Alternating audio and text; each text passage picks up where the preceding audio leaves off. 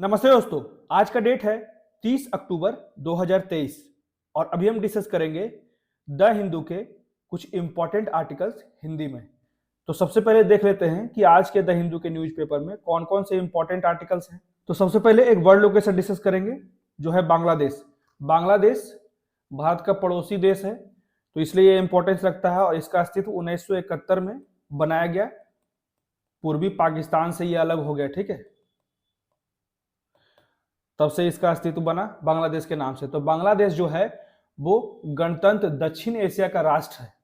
देश की उत्तर पूर्व और पश्चिमी सीमा जो है, तो याद रखिएगा, नॉर्थ, ईस्ट और वेस्ट, ये तीनों सीमा जो है वो भारत के साथ लगती है और दक्षिण पूर्वी सीमा जो है यहाँ पे साउथ ईस्ट सीमा जो है वो म्यांमार में लगती है। इसको हम लोग मैप में देखेंगे अच्छे से और इसके बारे में विस्तार से चीजें पढ़ेंगे, क्यों ये इंपॉर्टेंस रखता है और इसका किस किस भारत के राज्यों के साथ सीमा लगता है। जैसे पश्चिम बंगाल हो गया, असम हो गया, त्रिपुरा हो गया, मिजोरम हो गया, मेघालय। तो ये बहुत याद रखने की आवश्यकता है क्योंकि लगातार ये एग्जाम्स में सवाल आते हैं।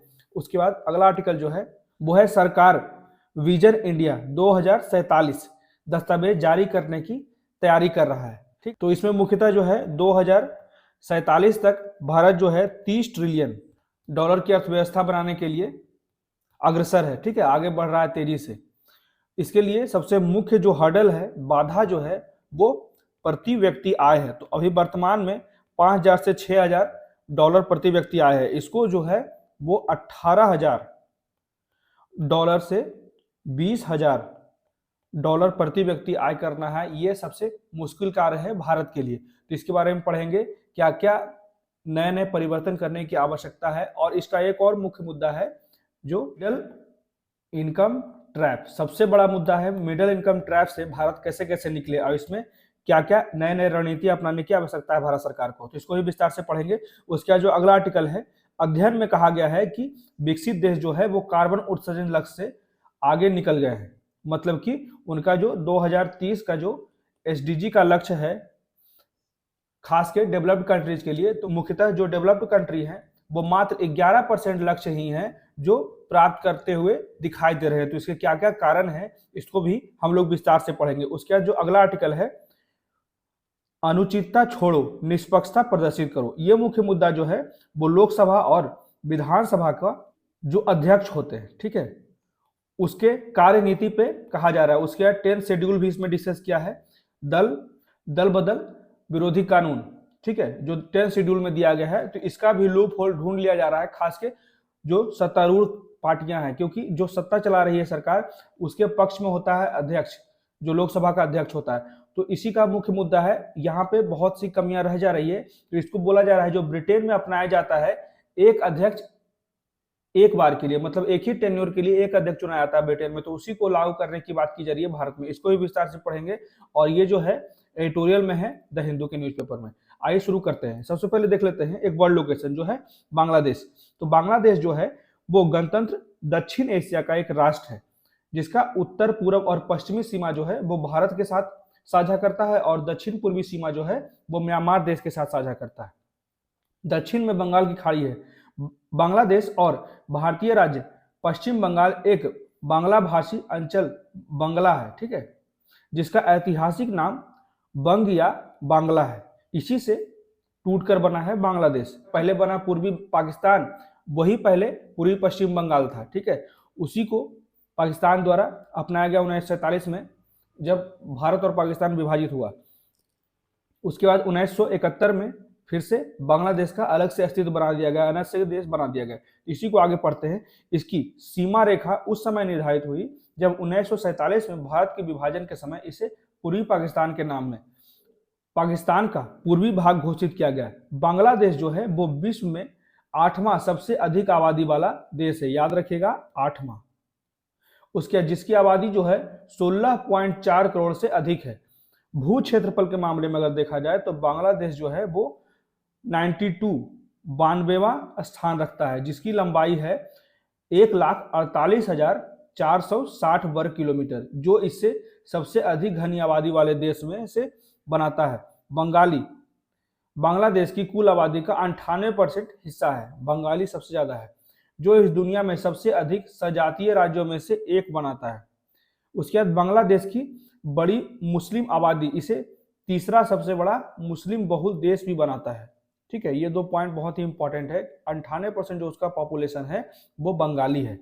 उसके बाद बांग्लादेश के संविधान ने इस्लाम को राज्य पथ के रूप में स्थापित किया है। ठीक है, मतलब कि ऑफिशियल जो उसका रिलीजन है वो इस्लाम है, लेकिन बांग्लादेश जो है इसे पंथ निरपेक्ष राज्य घोषित करता है। मतलब कि मैक्सिमम लोग वहां पे इस्लाम को मानते हैं, लेकिन जो सरकार है वो पंथ निरपेक्ष राज्य है।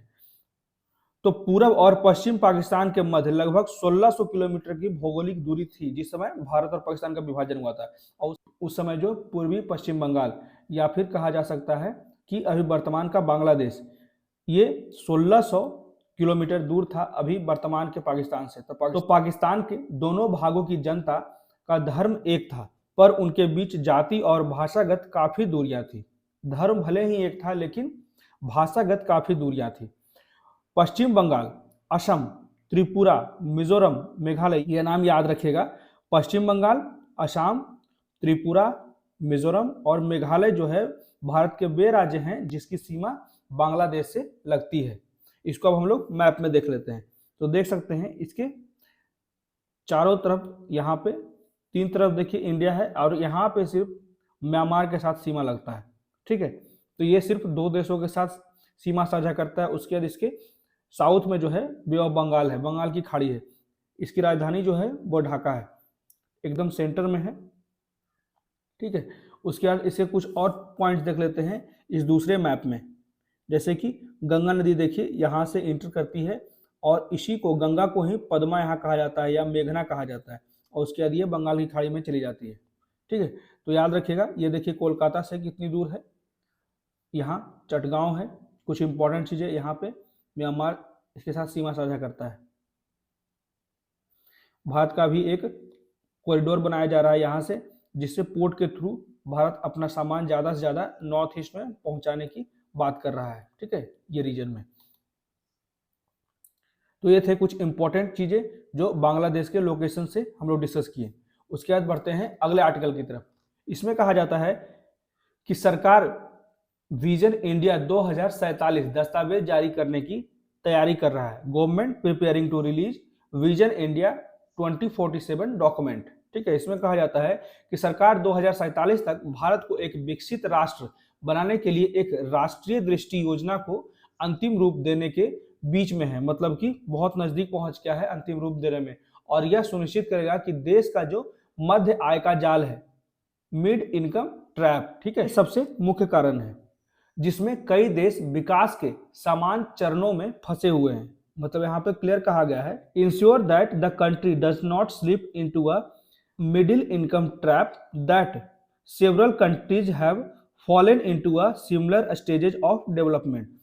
ठीक है, और भी बहुत से डेवलपिंग कंट्री हैं जो डेवलपमेंट के स्टेज में फंस गए मिडिल इनकम ट्रैप में। तो इसलिए भारत इससे थोड़ा सतर्क रहने की आवश्यकता है। तो यहाँ पे प्रधानमंत्री कहते हैं कि उम्मीद है कि प्रधानमंत्री नरेंद्र मोदी अगले 3 महीनों के भीतर योजना का अनावरण करेंगे। ठीक है, जिसमें 2030 तक प्राप्त किए जाने वाले सुधारों और परिणामों की रूपरेखा शामिल है। साथ ही शासन में संरचनात्मक परिवर्तन भी शामिल है, जो 2047 तक भारत को $30 ट्रिलियन की अर्थव्यवस्था बनाने के लिए महत्वपूर्ण होगा, और प्रति व्यक्ति आय जो है वो 18,000 से $20,000 तक पहुंचाने में भी कारगर होगा भारत। तो इसी को आगे देख लेते हैं। यहाँ पे कहा जाता है नीति आयोग जो है, तो याद रखिएगा नीति आयोग ये दस्तावेज बना रहा है। ठीक है, विजन इंडिया 2047। तो नीति आयोग विजन इंडिया @2047 नामक योजना को अंतिम रूप दे रहा है, जिस पर लगभग 2 वर्षों से कार्य चल रहा है। इसे पिछले सोमवार को कैबिनेट सचिव, तो याद रखिएगा नाम कैबिनेट सचिव का राजीव गाबा है, के सामने प्रस्तुत किया गया। नवंबर में टीम बुक सुंदर पिचाई, मतलब जो भी महत्वपूर्ण व्यक्ति हैं खास के व्यापार के क्षेत्र में, उन्हें बुलाया गया और उनसे कुछ राय मशवरा किया गया। उनके विचारों को साझा किया गया, खासकर कॉर्पोरेट को विकास करने के लिए। ठीक है, तो यहाँ पे बुलाया जाता है नवंबर में टीम बुक सुंदर पिचाई, गौतम अडानी, मुकेश अंबानी, KM बिरला, N चंद्रशेखरन और इंदिरा नूई जैसे विचारकों और कॉरपोरेट प्रमुख के साथ बातचीत होगी, इसकी कुछ अंतर्दृष्टि प्राप्त करने के लिए कि और क्या बेहतर किया जा सकता है 2047 तक का टारगेट बनाने के लिए। अब देख लेते हैं मिडिल इनकम ट्रैप, मध्य आय जाल। नीति आयोग के मुख्य कार्यकारी अधिकारी सीईओ, याद रखिएगा इनका भी नाम सीईओ जो है वो बीवीआर सुब्रमण्यम है, ने रविवार को कहा कि राष्ट्रीय योजना आर्थिक विकास और सरकारी प्रक्रियाओं के सुधारों में क्षेत्रीय दरारों को भी संबोधित किया गया कि जो क्षेत्रीय रीजनल प्रॉब्लम्स हैं उन्हें भी संबोधित करने की आवश्यकता है, जिससे कि देश का विकास और बेहतर तरीके से सुनिश्चित किया जा सके। तो सबसे बड़ी चीज है जिसके बारे में हम सब चिंतित हैं, यह है मध्य आय का जाल। अभी हमने शुरू में ही डिस्कस किया था, ठीक है, मिडिल इनकम ट्रैप। तो प्रति व्यक्ति आय जो है वो 5,000 से 6,000 तक पहुंच सकता है और फिर तेजी से आगे नहीं बढ़ सकता है। यही बातें कहा जाता है कि दृष्टिकोण का पूरा उद्देश्य इससे बचना और देश को अगले स्तर पर ले जाना है। उन्होंने अर्जेंटीना का उदाहरण देते हुए कहा, जो वर्षों से अपने वादों को पूरा करने में विफल रहा है। अर्जेंटीना भी एक डेवलपिंग कंट्री है और वे भी प्रयास कर रहा है कि जो प्रति व्यक्ति आय है उसको निरंतर तेजी से बढ़ाया जाए, लेकिन उसमें अभी भी सफल नहीं हो पा रहा है। उसी का एक उदाहरण दिया जा रहा है भारत के परिप्रेक्ष्य में। आगे कहा जाता है, हमने गरीबी की समस्या को हल कर लिया है। हमने पिछली सदी की सड़क, बिजली और पानी जैसी समस्या का समाधान कर लिया है और कुछ वर्षों में ये चुनौतियां नहीं रहेगी, ठीक है। इसके इंफ्रास्ट्रक्चर लगातार इंक्रीज किए जा रहे हैं। अब हमें अगले स्तर पर जाना है, हमारी गति को अगले 3-4 वर्षों तक ले जाएगी। मतलब कि कहा जाता है कि ये जो मुख्य बुनियादी सुविधाएं हैं वो 3-4 वर्षों तक सुनिश्चित हो जाएगी, फिर अब इस मध्य आय के जाल में फंसना शुरू कर देंगे। तो सरकार के थिंक टैंक के सीईओ ने समझाया, जो है बीवीआर सुब्रमण्यम, ठीक है, जो नीति आयोग के सीईओ हैं। तो आप क्षेत्रीय असमानताओं को कैसे संबोधित करते हैं, ऐसा सवाल किया जा रहा है। तो जैसा कि आप देखते हैं कि भारत में कुछ हिस्सों में विकास हो रहा है, जैसे कि पूर्व और उत्तर पीछे छूट रहे हैं और पश्चिम, मतलब कि गुजरात को ले लेते हैं, दक्षिण, तमिलनाडु, केरला, ये सब विकसित राज्यों में से हैं। लेकिन वहीं बिहार हो गया, उसके बाद नॉर्थ ईस्ट के कुछ क्षेत्र हो गए, तो यहाँ डेवलपमेंट अभी बहुत ही निचले स्तर पे है। तो इसी की उदाहरण दी जा रही है। यह देश के लिए यह अच्छा नहीं होगा, और अगर भारत को 30 ट्रिलियन का अपना इकोनॉमी बनाना है 2047 तक, तो इसे एक समावेशी विकास की ओर, चहुमुखी विकास की ओर आगे बढ़ना होगा। सभी राज्यों को बराबर विकास करने की आवश्यकता है, तभी देश का सर्वोत्तम विकास हो सकता है, ठीक है। यहाँ पे ये फिगर में बहुत ही इंपॉर्टेंट पॉइंट दिया हूँ, जैसे 5 की policy area to avoid middle income trap. इसी से भारत सरकार अभी चिंतित है कि मिडिल इनकम ट्रैप से कैसे बचे। तो यहाँ पे 5 पॉइंट्स को यहाँ पे दर्शाया गया, जैसे कि सबसे पहले देख लेते हैं, including market economy with more jobs, सबसे से ज्यादा जॉब क्रिएट करने की आवश्यकता है, एंड हायर वेजेज। उसके बाद governing reforms of politicals and economic institutions with remarkable policy continuity. तो ये चीजें रिफॉर्म करने की आवश्यकता है। उसके बाद सस्टेनेबिलिटी, उसके बाद micro economy sustainability with inflation and debt under control. तो ये चीजें याद रखना है कि जो हमारा मुद्रास्फीति है और जो हमारा कर्ज है, उन दोनों चीजों को हम नियंत्रित कर सकें।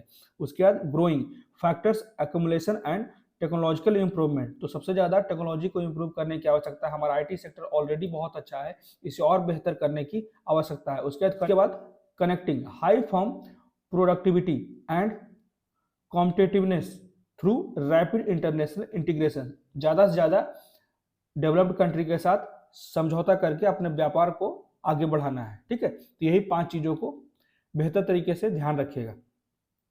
आगे कहा जाता है कि सरकार के थिंक टैंक के सीईओ, मतलब कि नीति आयोग को सीईओ ने समझाया। तो श्री सुब्रमण्यम ने बताया कि जबकि वैश्विक सकल घरेलू उत्पादन में भारत की जो हिस्सेदारी थी 1991 में, ये पॉइंट्स इंपॉर्टेंट है, 1991 में मात्र 1.1% थी, ठीक है। जो ग्लोबल इकोनॉमी था उसमें भारत की जो हिस्सेदारी थी 1991 के समय में मात्र 1.1% थी, से अभी वर्तमान समय में 3 गुना बढ़कर 2023 में 3.5% हो गई है, और यह दुनिया की 5वीं सबसे बड़ी अर्थव्यवस्था बन गई है। और दुनिया के सबसे बड़े बैंक, ठेकेदार, कानून, परामर्श या लेखा फर्मों में से कोई भी भारत से नहीं है, ठीक है। तो यही बातें यहाँ पे कहा जाता है। इसको इंग्लिश में समझ सकते हैं, जैसे यहाँ पे कहा जाता है कि it has become the world's fifth largest economy, none of the world largest banks, contractor, legals, consultancy और accountancy firms are from India. इसमें कहा जाता है कि भारत पांचवा अर्थव्यवस्था बन तो गया है, लेकिन सोचिए कि भारत में कोई भी ना तो सबसे बड़ा बैंक है, ना तो सबसे बड़ा कॉन्ट्रैक्टर है, ना सबसे बड़ा कानून है, फिर भी भारत पांचवा सबसे बड़ा अर्थव्यवस्था बनने में कामयाब हो गया है। इसलिए इसे और तेज से आगे बढ़ते रहने की आवश्यकता है। पूरी बात यहाँ पे कहा जाता है कि पूरी बात यह है कि परिदृश्य के कुछ हिस्सों में भारतीय कंपनियों का वर्चस्व होना चाहिए। मतलब कि जो वैश्विक इकोनॉमी है, वर्ल्ड इकोनॉमी है, उसमें कुछ हिस्सों में भारतीय इकोनॉमी का भी वर्चस्व होना आवश्यक है। निर्यात के मामले में हम दुनिया के सबसे बड़े आईटी क्षेत्र हैं, लेकिन क्या हम सबसे बड़े सॉफ्टवेयर डेवलपर हैं? इसे सोचने की आवश्यकता है और इसके बुनियादी ढांचे को, इसके इंफ्रास्ट्रक्चर को इंप्रूव करने की आवश्यकता है। उन्होंने अलंकारिक रूप से पूछा कि यह देखते हुए कि योजना यह भी खोजती है कि किन क्षेत्रों और कंपनियों को वैश्विक चैंपियन बनाने के लिए प्रेरित करता है, क्या क्या चीजें ऐसा है जो हमें ग्लोबल कंपनियां, ग्लोबल इंडस्ट्री बनाने के लिए चीजों को बदलना होगा, नीतियों को बदलना होगा, अपने इंफ्रास्ट्रक्चर को, टेक्नोलॉजीज को बदलना होगा। आगे कहा जाता है सीईओ के द्वारा कि भारत की जो युवा आबादी है वो वैश्विक जरूरतों को पूरा करने के लिए आवश्यक कौशल विकसित करना एक और प्राथमिकता है। कहा जाता है कि भारत की विश्व की सबसे बड़ी युवा आबादी है भारत देश में, लेकिन फिर भी यहाँ जो बेरोजगारी इतना ज्यादा है कि हम उसका सही तरीके से मैन पावर का उपयोग नहीं कर पा रहे हैं। बहुत ज्यादा बेरोजगारी है भारत में। तो कहा जाता है, सुझाव दिया जाता है कि भारत को सबसे पहले प्रायोरिटी में जो हमारा युवा आबादी है उसे ज्यादा कौशल विकास की आवश्यकता है, जिससे कि बेरोजगार प्राप्त कर सके। अगर रोजगार प्राप्त करेंगे तो ऑलरेडी हमारा इकोनॉमी बूस्ट करेगा। यहाँ पे एक फिगर दिया गया है, देख सकते हैं, जीडीपी एट करेंट प्राइस। ठीक है, तो ये चीजें देख सकते हैं। अभी वर्तमान समय में 30 का टारगेट है, तो जीडीपी एट करेंट प्राइस का 609.04, इसे 40 तक बढ़ाने की बात की जा रही है। तो देख रहे हैं ये कितना डिफरेंस है, लगभग 3 गुना। ठीक है, उसके बाद फिर 2040 से 47 तक देखिए फिर 2 गुना, मात्र 7 सालों में 2 गुना करने की बात की जा रही है। उसी तरह एक्सपोर्ट की भी 1.58 से 3 गुना। ठीक है, और उसके बाद फिर 2 गुना। यही सिस्टम यहाँ पे सोचा गया है इंडिया विजन 2047 का। ठीक है, तो यहाँ आगे कहा जाता है कि दुनिया में हमारी जो नर्सों की भारी मांग है, लेकिन दूसरी तरफ हमारे आधे कॉलेजों को भी स्वीकार नहीं किया जा सकता, क्योंकि वहाँ पे जो जरूरी मानदंड के साथ जो प्राइवेट कॉलेज है वे अपना शिक्षा देने में कामयाब नहीं है। इसलिए नर्सों को सही ट्रेनिंग नहीं मिल पाती है, और जो आधे से ज्यादा कॉलेज हैं उसे वैश्विक स्तर पर उसके डिग्री का कोई वैल्यू नहीं होता है। इसलिए हमें अपने मानदंडों, मेजर्स को इंप्रूव करने की आवश्यकता है, जिससे कि हम जो दुनिया में हमारी नर्सों की भारी मांग है उसकी आपूर्ति कर सके और ज्यादा से ज्यादा रोजगार भी मिले। इसलिए कुछ राज्य बड़ी संख्या में नर्स भेज रहे हैं, जबकि कुछ भी नहीं भेज रहे हैं। ये बातें थी विजन इंडिया 2047 की। ठीक है, उसके बाद बढ़ते हैं अगले आर्टिकल की तरफ। इसमें कहा जाता है, अध्ययन में कहा गया है कि विकसित देश जो हैं वो कार्बन उत्सर्जन लक्ष्य से आगे निकल गए। मतलब इनका कहना है कि जो लक्ष्य रखा था हम इतना में कंट्रोल रखेंगे, उससे आगे निकल गए। मतलब कि वो अपने लक्ष्यों को पूर्ति करने में सफल नहीं हो पाए। जैसे कि इस फिगर में देख सकते हैं, जैसे यूएस का जो था 2030 एनडीसी टारगेट, मतलब कि नेशनल डिटरमाइंड कंट्रीब्यूशन, इसमें सोचिए 2030 का टारगेट था 50%, लेकिन वो मात्र 22% ही रिड्यूस करने में सक्षम हो पाया। वहीं रूस जो है 70% का टारगेट रखा था, मात्र 48% ही रिड्यूस कर पाए। जापान 46%, ये तो 1% से ही डिफरेंस है, तो ये तो लगभग पहुंच जाएगा। उसके बाद इंग्लैंड भी देखिए 68% का टारगेट रखा था, मात्र 56% ही अचीव कर पाया।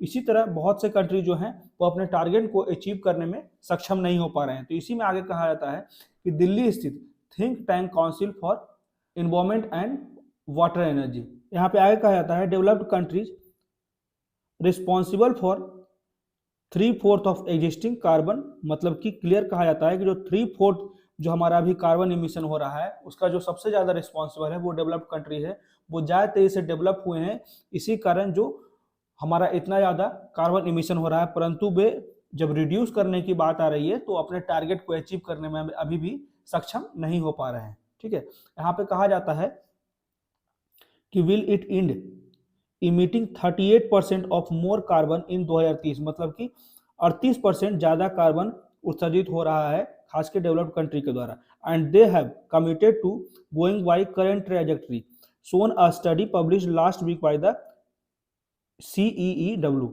मतलब कि Delhi based think tank council for energy environment and water. ठीक है, याद रखिएगा, खास के जो ऑर्गेनाइजेशन ये रिपोर्ट दिया उसकी बातें याद रखिएगा।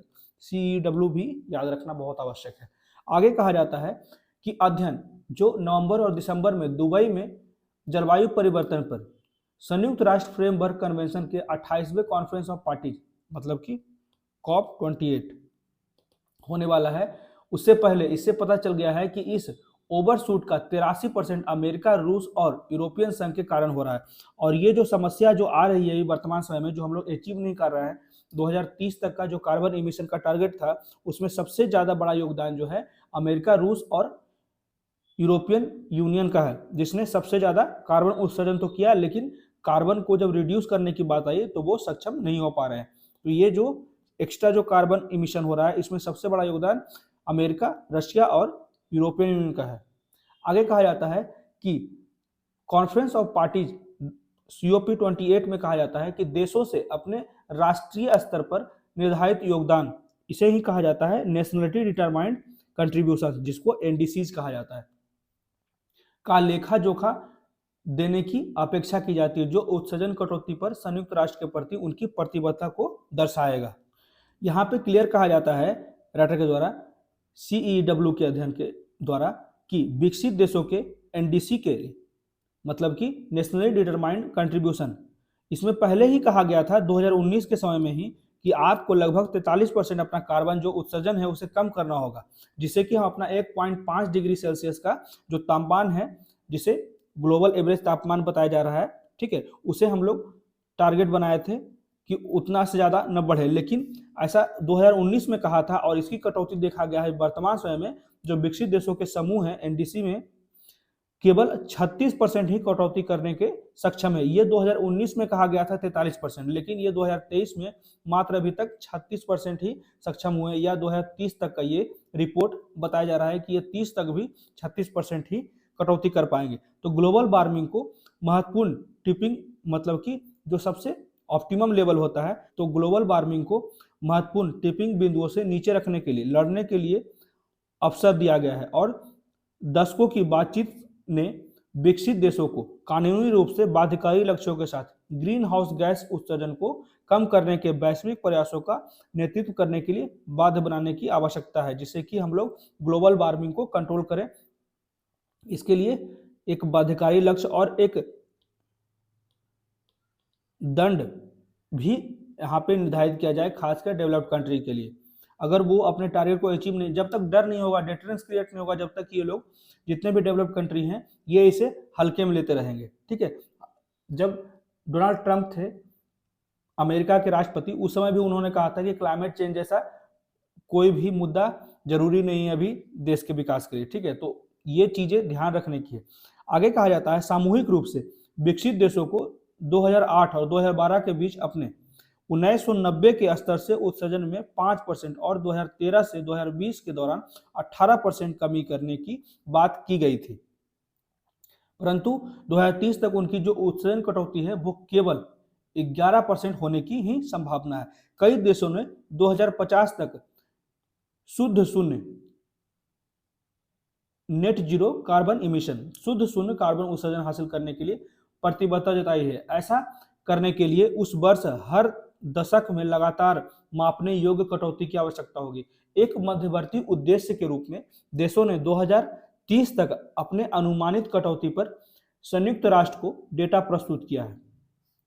तापमान को 1.5 डिग्री सेल्सियस से नीचे रखने के लिए विकसित देशों को अपने 2019 के स्तर से 43% कटौती की बात की गई थी, लेकिन अभी तक मात्र ये 36% तक ही सक्षम हुए। हालांकि CEEW अध्ययन में पाया गया है कि उनके वर्तमान उत्सर्जन प्रक्षेप पथ के आधार पर, मतलब कि इमिटिंग पॉइंट कहा जाता है, 2030 तक उसकी जो कटौती केवल 11% होने की ही संभावना है। ये कितना दुर्भाग्यपूर्ण है, जिससे कि सभी को समस्या होगा, खासकर जो लिस्ट डेवलप्ड हैं या फिर डेवलपिंग कंट्रीज हैं या फिर जितने भी कोस्टल कंट्रीज हैं जो ओशन के कोस्ट में हैं, उन्हें सबसे ज़्यादा ये समस्या होने वाली है। तो इसलिए एक कड़े कानून बनाने की आवश्यकता है वैश्विक स्तर पे। तो दो देश जैसे कि ये बहुत ही सराहनीय कार्य किए हैं, जैसे बेलारूस और Norway. Scandinavian country already human development index में भी बहुत ही आगे रहते हैं। तो यहाँ पे देखा जाता है कि बेलारूस और नॉर्वे को छोड़कर कोई भी विकसित देश अपने 2030 के लक्ष्य को पूरा करने की राह पर नहीं दिख रहा है। हालांकि जापान और कजाकिस्तान बहुत करीब है, 1% से पीछे है, और उम्मीद है कि वे अपने लक्ष्य को केवल 1% अंक से चूक जाएंगे। ठीक है, तो ये थी कुछ बातें, बहुत ही महत्व रखती है कि हमें 2030 तक के लक्ष्य को बहुत ही सीरियसली लेना होगा, खास के डेवलप्ड कंट्रीज को, और एक कड़े कानून बनाने की आवश्यकता है जिससे कि एक भय पैदा हो। ठीक है, इसके लिए हमें खासकर सभी डेवलपिंग कंट्रीज को एकजुट होने की आवश्यकता है, क्योंकि ये एक ग्लोबल प्रॉब्लम है। अगर प्रॉब्लम शुरू हो गया तो फिर कोई भी देश इसे कंट्रोल नहीं कर पाएगा। और अभी भी देख रहे हैं कि लगातार क्लाइमेट चेंज के कारण अनेक प्रकार के दुष्परिणाम हमें देखने को मिल रहे हैं। कभी सुखाड़ आ रहे हैं, कभी बाढ़ आ रहे हैं, और भी चीजें बदलती जा रही है। तो इसे ज्यादा से ज्यादा सीरियसली लेने की आवश्यकता है। ठीक है, उसके बाद बढ़ते हैं अगले आर्टिकल की तरफ। ये आर्टिकल जो है आज के द हिंदू के एडिटोरियल में था।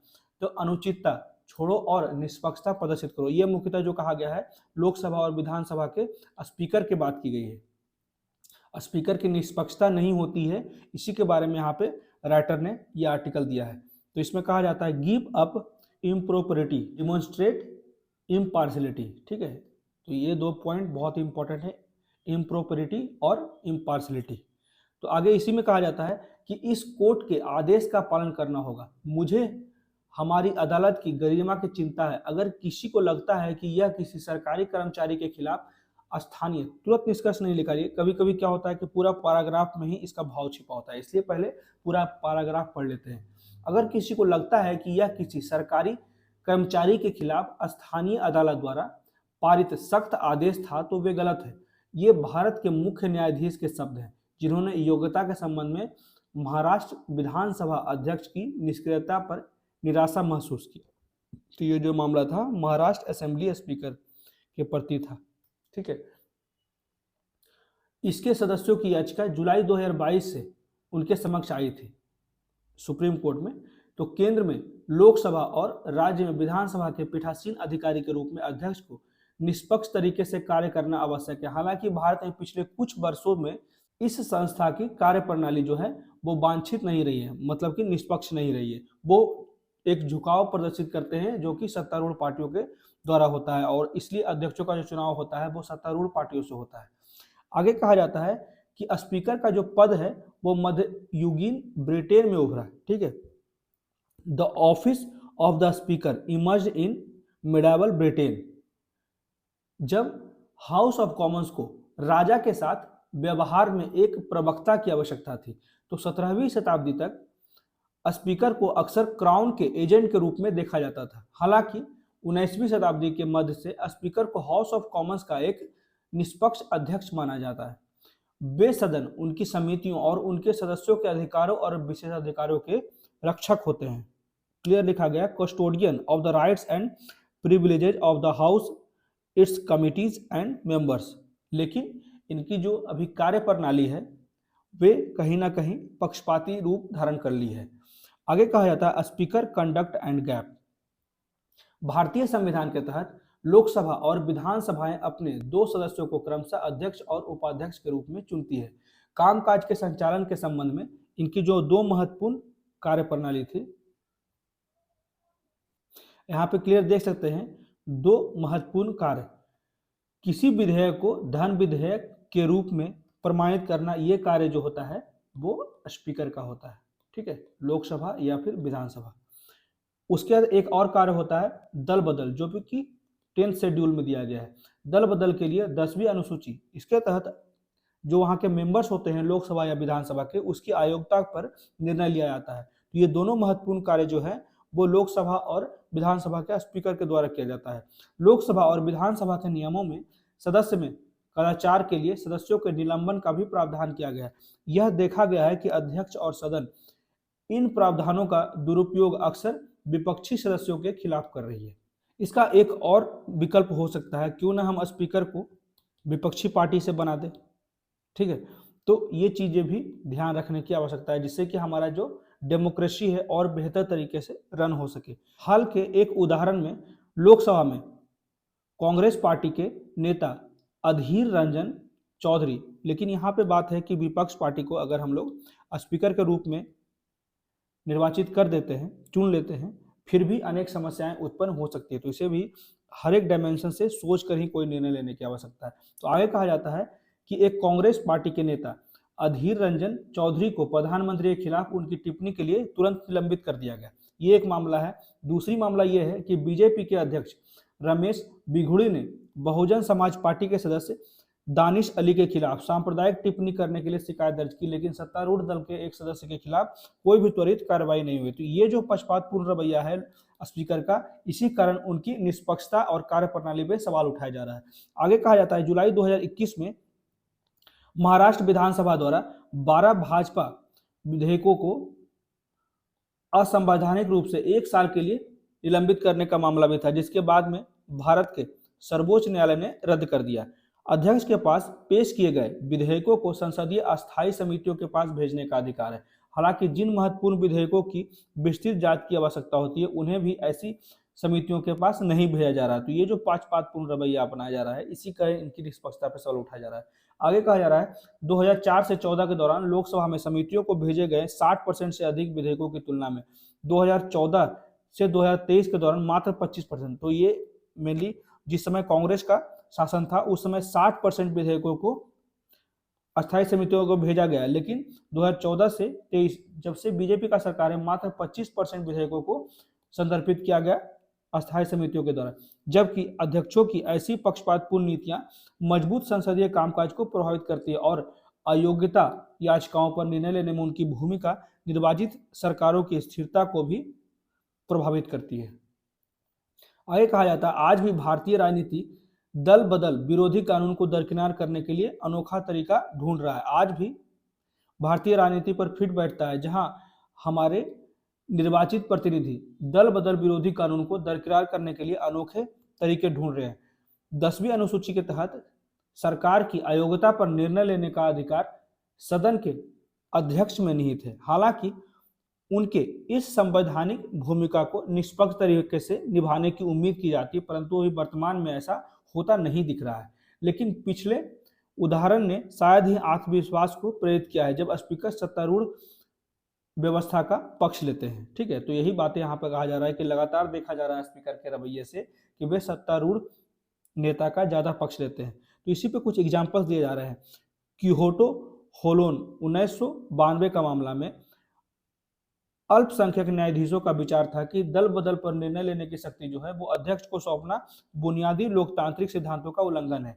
उसके बाद किशम मेघचंद्र सिंह बनाम माननीय अध्यक्ष मणिपुर मामले में सुप्रीम कोर्ट ने सिफारिश की कि संसद इन शक्तियों को न्यायाधीशों की अध्यक्षता में एक स्वतंत्र न्यायाधिकरण में निहित करने के लिए संविधान में संशोधन करे। तो उस समय भी यह सवाल उठाया गया था स्पीकर पे। उसके बाद महाराष्ट्र विधानसभा के अध्यक्ष का वर्तमान अभियोग न्यायालय के निर्देशों के बावजूद 1 वर्ष से अधिक समय तक अयोग्यता याचिका पर निर्णय लेने में उनकी निरंतरता निष्क्रियता को दिखाई देता है कि वो किसी पार्टी को सपोर्ट कर रहे हैं। इसके अतिरिक्त हाल के वर्षों में लोकसभा अध्यक्ष द्वारा कुछ विधेयकों को धन विधेयक के रूप में प्रमाणित करने के खिलाफ भी न्यायालय में चुनौतियां सामने आई है। तो ये कुछ मुद्दे हैं जिसके कारण स्पीकर के विश्वसनीयता पर सवाल उठाया जा रहा है। आगे कहा जाता है कि क्यों न हम भारतीय राजनीति में इसे अपना सकते हैं, एक बार अध्यक्ष हमेशा एक अध्यक्ष। तो ब्रिटेन में अध्यक्ष एक बार अपने पद के लिए चुने जाने के बाद उस राजनीतिक दल से इस्तीफा दे देते हैं। तो यही चीजें यहाँ पे भी अपनाने की आवश्यकता है, लेकिन इससे ज्यादा कुछ होगा नहीं। फिर से स्पीकर जो भी चुना जाएगा वो अपने पार्टी का ज्यादा से ज्यादा झुकाव रखेगा, सपोर्ट करेगा, ठीक है, जिसका वह सदस्य होगा। हाउस ऑफ कॉमन्स के बाद के चुनाव में वह किसी भी राजनीतिक दल के सदस्य के रूप में नहीं बल्कि पुनः चुनाव चाहने वाले अध्यक्ष के रूप में चुनाव चाहता है। तो यह सदन की अध्यक्षता करते समय उसकी निष्पक्षता को प्रतिबिंबित करते हैं।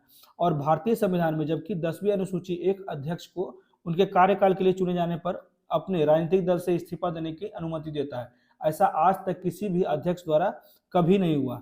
ये चीजें हैं, भारत में बहुत से कानून जो हैं बना तो जाती है लेकिन सही तरीके से सीरियसली इंप्लीमेंट नहीं होती है। यह महत्वपूर्ण है कि हम स्पीकर्स के कार्यकाल में विश्वास पैदा करने के लिए ब्रिटेन जैसी प्रथाओं को अपनाएं। हालांकि ऐसे समय तभी यह जरूरी है कि अध्यक्ष अपने कामकाज में अनुचितता को छोड़ दे। जो हमारा इंट्रोडक्शन था, इसका हेडलाइन था, अनुचितता को छोड़ दे और निष्पक्षता को प्रदर्शित करे। अब समय आ गया है कि स्पीकर अपने कार्यों के निर्वहन में मजबूत लोकतांत्रिक प्रथाओं के अनुरूप प्रदर्शन करें, ठीक है, जिससे कि हमारा जो संवैधानिक मूल्य है, लोकतांत्रिक मूल्य है, उसकी सुरक्षा बनी रहे, ठीक है। तो यही थे कुछ इंपॉर्टेंट आर्टिकल्स जो आज के द हिंदू के न्यूज़पेपर में थे। कैसा लगा प्लीज मुझे कमेंट करके बताएं। मेरे वीडियो को ज़्यादा से ज़्यादा लाइक करें, शेयर करें और मेरे चैनल